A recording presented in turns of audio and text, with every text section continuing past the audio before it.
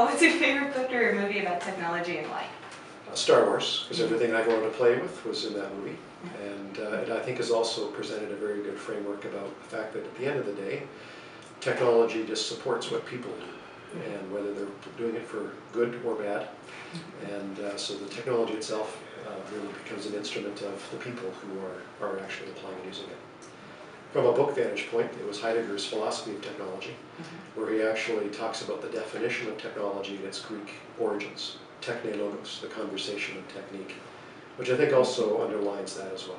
So nice to know my childhood aspirations line up with some good philosophical heavyweights. Oh. All right, in 3 sentences or less, what would you say is uniquely Albertan when it comes to technology and innovation? The fact that we all end up having an opportunity to be creative, and technology presents us a chance to share that creativity with anyone, not just in our community, but around the world. And I think, frankly, it's also one of the critical opportunities we have in Alberta to actually get the ingenuity in this province more globally aware. So how do you think technology could or should make Alberta stronger?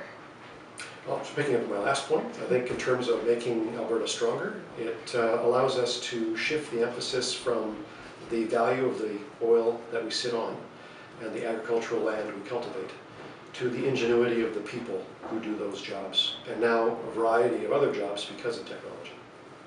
So are there any obstacles or barriers that are preventing that from happening? I think our own imagination. We, right now, I think, are limited by our understanding of a resource economy, to the point where we now need new ways of working with each other in the technology community and in those resource sectors to build new things, create new models, and ultimately make a new Alberta. All right, last question. If you could sit down and speak with any mentor, dead or alive, who would it be and why? Well, I've had the great pleasure in my early career to be surrounded by some of Alberta's intellectual heavyweights when it came to the area of innovation. And frankly, they really shaped the way I viewed my career and what I've wanted to build for my family and the people that I've had the pleasure of working with over the years here in Alberta. So, people like Bob Church and Bob Fessenden, who've been involved in the creation of the Alberta Science and Research Authority, to people such as Ken Bautista, who's been involved in Startup Edmonton, to also people involved through the health system, through the energy sector. I've been blessed to be exposed to many. And through all of those, however, it's my grandfather and my parents' words that always ring true in terms of what I'm doing it for, and that's ultimately to make a better place for us to live in.